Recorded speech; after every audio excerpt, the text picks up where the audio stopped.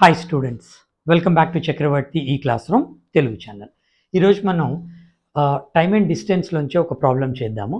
Almost మనం 3 sessions నుంచి time and డిస్టెన్సే continue చేస్తున్నాము విత్ షార్ట్ కట్ అనమాట. అది ఎట్లాంటి షార్ట్ కట్ అంటే మీరు వితిన్ 30 సెకండ్స్లో క్వశ్చన్ చేసే విధంగా నేను మీకు చెప్తున్నాను. ఓకేనా?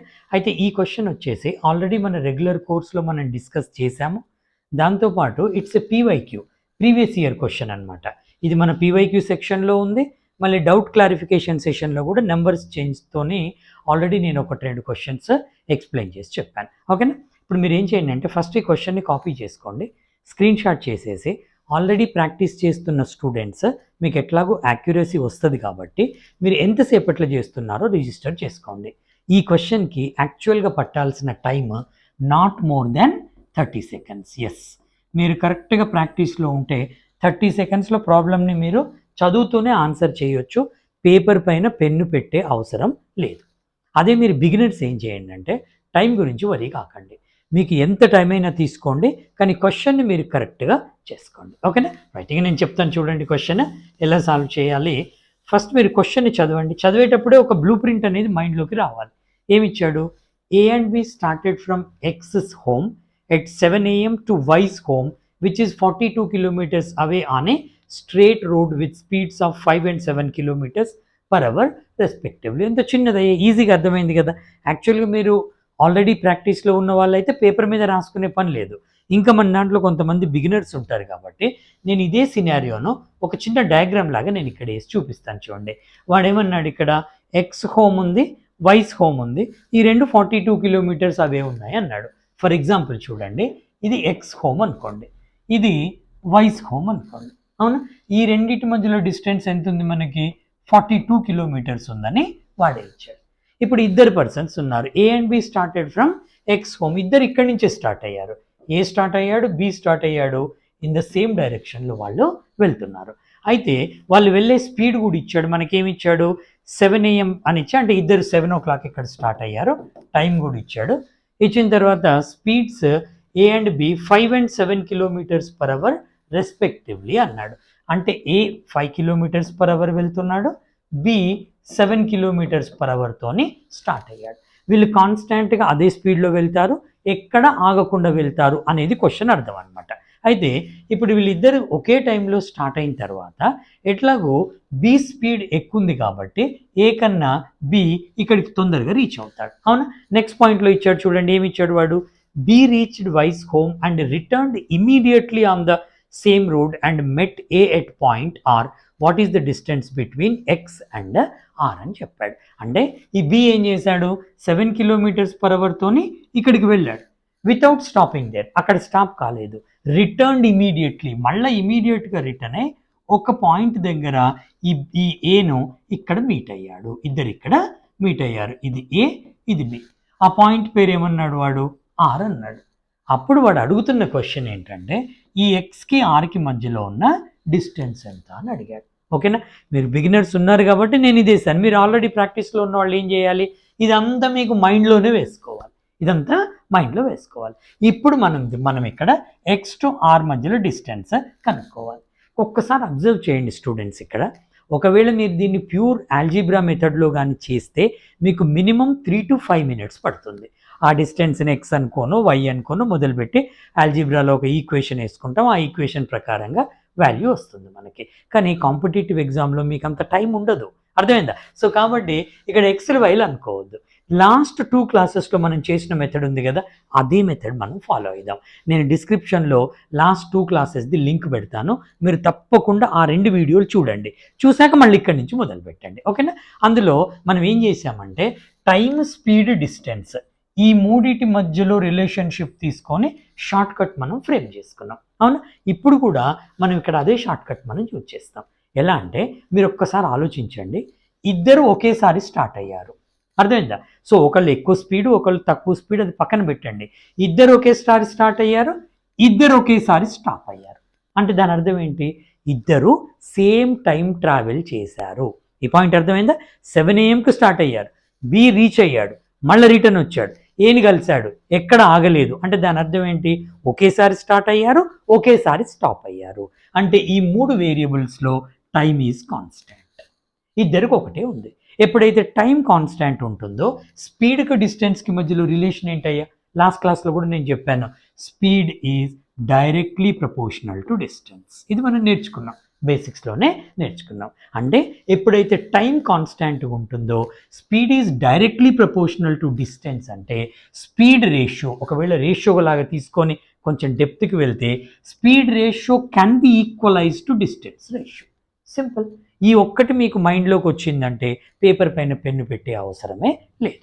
ఇప్పుడు మనం ఏం చేస్తాం, వాళ్ళది స్పీడ్ రేషియో మనం తీసుకుంటాం. మీరు ఏ అండ్ బిది స్పీడ్ రేషియో తీసుకుంటే జాగ్రత్తగా అబ్జర్వ్ చేయండి.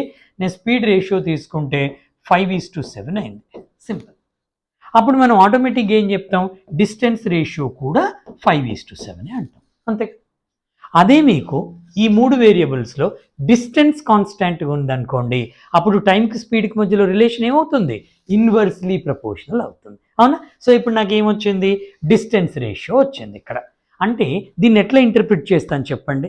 ఒకవేళ మొత్తం డిస్టెన్స్ కానీ 5+7 12 కిలోమీటర్స్ అయితే అందులో ఏ 5 కిలోమీటర్స్ కవర్ చేశాడు, బి 7 కిలోమీటర్స్ కవర్ చేశాడు అనేది దాని మీనింగ్. అవునా? ఇక ఇప్పుడు క్వశ్చన్కి వద్దాం మనం. క్వశ్చన్లు ఏమడిగాడు వాడు, ఎక్స్ నుంచి ఆర్కి ఎంత డిస్టెన్స్ ఉంది అన్నాడు. సింపుల్. మరి ఎక్స్ నుంచి ఆర్కి ఎంత డిస్టెన్స్ ఉంది అంటే మీరు ఒక్కసారి లాజికల్గా ఆలోచించండి. ఏ ఇక్కడి నుంచి ఇక్కడి వరకే వచ్చాడు, బి ఏమైంది ఇక్కడి నుంచి వైకి వచ్చి మళ్ళీ రిటర్న్ వచ్చి ఆర్ దగ్గర ఏని కలిశాడు. అంటే ఏ ట్రావెల్ చేసిన డిస్టెన్స్ మనం కనుక్కుంటే అదే మనకు ఆన్సర్ అయిపోతుంది. ఎంత సింపుల్ చూడండి. అఫ్ కోర్స్ అది బి కూడా ట్రావెల్ చేశాడు, కానీ బి ఇక్కడ ఆగలేదు, ఇక్కడికి వెళ్ళి మళ్ళీ రిటర్న్లో వచ్చి ఇక్కడ ఆగాడు. ఏ ఇక్కడి నుంచి ఇక్కడికి వచ్చి ఆగాడు అంటే ఏ ఎంత డిస్టెన్స్ ట్రావెల్ చేశాడో తెలుసుకుంటే మీకు ఆన్సర్ అదే అవుతుంది. మరి ఏ ఎంత డిస్టెన్స్ ట్రావెల్ చేశాడు, మన ఇమాజినరీ నెంబర్ ప్రకారంగా 5 కిలోమీటర్స్ ట్రావెల్ చేశాడు. ఇప్పుడు మనం యూనిటరీ మెథడ్ యూజ్ చేసి దీన్ని మనం ఈక్వలైజ్ చేసుకోవాలి. ఎలా ఈక్వలైజ్ చేస్తామో, మనకు క్వశ్చన్లో ఇచ్చింది టోటల్ డిస్టెన్స్ 42 అన్నాడు. ఇప్పుడు మనకి ఇక్కడ టోటల్ డిస్టెన్స్ ఎంత, 12. ఈ 12ని మనం 42కి ఈక్వల్ చేసుకుంటాం. అయితే ఇక్కడ చాలామంది స్టూడెంట్స్ షార్ట్ కట్ తెలిసిన వాళ్ళు కూడా ఒక పొరపాటు చేశారు. ఇది ప్రీవియస్ ఇయర్ క్వశ్చన్. చాలామంది, నేను చెప్తున్నాను కదా, 90% స్టూడెంట్స్ ఈ మిస్టేక్ చేశారు. ఎవరు? బాగా ప్రాక్టీస్ చేస్తూ బేసిక్స్ తెలిసి బాగా ప్రాక్టీస్ చేసిన పిల్లలు, లాజిక్ తెలిసిన పిల్లలు కూడా తప్పు చేశారు. ఎక్కడ తప్పు చేశారంటే ఇక్కడ టోటల్ డిస్టెన్స్ 12 కదా, 12 కదా, వాళ్ళు ఏం చేశారంటే దిస్ 12 ఈజ్ ఈక్వల్ టు 42. మనకు కావాల్సిందంతా ఈ 5, ఎందుకంటే ఇక్కడి నుంచి ఇక్కడికే కదా, ఏస్ రేషియోనే కదా, 5 ఈజ్ ఈక్వల్ టు వాట్ అని పెట్టి దాన్ని కనుక్కొని ఆన్సర్ పెట్టేసి వచ్చారు. ఫస్ట్ ఆప్షన్ అది ఉంది. అంటే ఇక్కడ వాళ్ళు రాంగ్ చేశారనమాట. దిస్ ఇస్ రాంగ్ అయిపోయింది. ఎందుకు రాంగ్ అయిపోయింది చెప్పండి. ఇంతవరకు కరెక్టే, 5:7 డిస్టెన్స్ రేషియో వరకే కరెక్టే, ఇక్కడ 12 అనేది కరెక్టే. మీకు ప్రాబ్లం ఎక్కడ చేశారంటే టోటల్ డిస్టెన్స్ వాడు ఇక్కడ ఇచ్చిన 42ని యాజ్ ఇట్ ఈస్గా తీసుకున్నాడు. టోటల్ డిస్టెన్స్ 42 కాదు, 42కి డబుల్ అవుతుంది. ఎలా చెప్పండి. ఇక్కడ ఇద్దరు ట్రావెల్ చేసినప్పుడు ఎక్స్ నుంచి వై వరకే 42 ఉంది, కానీ మనకి ఇక్కడ ఏం జరిగింది, ఇక్కడి నుంచి ఇక్కడికి వచ్చేసరికి ఇద్దరు కలిసి 42ని 2 టైమ్స్ ట్రావెల్ చేసినట్టుగా అయింది. ఎట్లా చెప్పండి. సపోజ్ మీరు బీనే తీసుకోండి. బి ఎంత దూరం ట్రావెల్ చేశాడు, ఇక్కడి నుంచి ఇక్కడికి 42 ట్రావెల్ చేసి మళ్ళీ ఇక్కడ దాకా వచ్చాడు కొంత. మరి ఏ ఎలా వచ్చాడు, ఇక్కడి నుంచి ఇక్కడికి వచ్చాడు.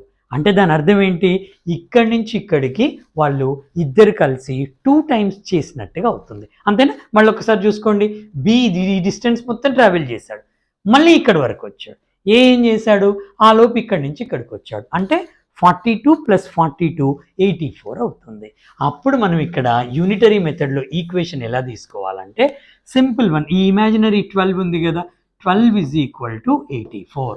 ఇప్పుడు నాకు కావాల్సింది 5, ఎందుకంటే ఇక్కడి నుంచి ఇక్కడికే. అప్పుడు ఏమవుతుంది, 5 is equal to how much. ఎంత సింపుల్ చూడండి, 12 7 టైమ్స్ అంటే 5 × 7. నా ఆన్సర్ వచ్చేసి 35 is the right answer. 35 kilometres is the right answer. ఇలా చేసుకోవాలి. ప్రాబ్లం ఎప్పుడైతే మీరు ఇలా సాల్వ్ చేస్తారో మీకు 100% యాక్యురసీ ఉంటుంది. ఒక్కసారి మీరు ఈ వీడియోని పాజ్ చేసి, ఇప్పుడు మీకు మెథడ్ తెలిసింది కదా, ఒకవేళ మీకు ఈ మొత్తం మెథడ్ తెలిసి ఉంటే మీరు ఎంతసేపట్లో చేస్తారు చెప్పండి. అసలు ఈ డయాగ్రామ్ వేసుకోవాల్సిన అవసరం కూడా లేదు. ఇది మీరు మైండ్లో చేసుకుంటారు. మైండ్లో చేసుకొని మీరు ఏం చేస్తారు, అసలు ఇక్కడ టోటల్ డిస్టెన్స్ ఎంత ట్రావెల్ చేశారు, 84 మైండ్లో పెట్టుకుంటారు. దాని తర్వాత వీళ్ళ speed ratio equal to distance ratio కాబట్టి 7/5 అవుతుంది. మొత్తం 12ని 84కి ఈక్వలైజ్ చేసుకుంటారు. 5 పార్ట్స్ ఎంత అంటే నా ఆన్సర్ వచ్చేసి 35 అవుతుంది. ఎంత సింపుల్గా అయిపోయిందయ్యా. మీరు ఇలా చేసుకోవాలి. మన దగ్గర మెథడ్స్ అన్నీ కూడా ఇట్లాగే ఉంటాయి. అన్ని మెథడ్ అన్ని చాప్టర్స్ అయ్యా. ఇప్పుడు మేము రీజనింగ్లో మొత్తం 24 చాప్టర్స్ ఉంటాయి మన కోర్సులో. అట్లాగే క్వాంట్లో వచ్చేసి 22 to 24 చాప్టర్స్ ఉంటాయి. ప్రతి చాప్టర్ కూడా మనం బేసిక్ లెవెల్ నుంచే డిస్కస్ చేస్తాం. ఇప్పుడు మీరు ఫర్ ఎగ్జాంపుల్ రీజనింగ్ తీసుకుంటే షిలాయిజం టాపిక్ తీసుకున్నారనుకోండి, పజిల్ తీసుకున్నారనుకోండి, అసలు పజిల్ అంటే ఏంటో తెలియని వాళ్ళు కూడా 10th లెసన్ 11th లెసన్కి వచ్చేసరికి పర్ఫెక్ట్ అయిపోతారు. ఆ విధంగా నేను చెప్పాను అనమాట. Even that is so with quant also. ఇప్పుడు క్వాంట్ ఉంది, టైమ్ అండ్ డిస్టెన్స్ ఉంది ఫర్ ఎగ్జాంపుల్. అసలు టైమ్ అండ్ డిస్టెన్స్ అంటే ఎవరికి ఐడియా లేని వాళ్ళు కూడా మీరు బేసిక్ నుంచి స్టార్ట్ చేసినా కూడా మీకు అర్థం అయ్యే విధంగా మన ఇన్స్టిట్యూట్లో చెప్పామన్నమాట. ఓకేనా? Right. Thank you very much students. నా రిక్వెస్ట్ ఏంటంటే ఈ వీడియో మీరు మీ సర్కిల్స్లో అందరికీ షేర్ చేసుకోండి, సో దట్ ఎవరైనా నీడీ స్టూడెంట్స్ ఉంటే వాళ్ళకు కూడా బెనిఫిట్ అవుతుంది. Thank you so much students.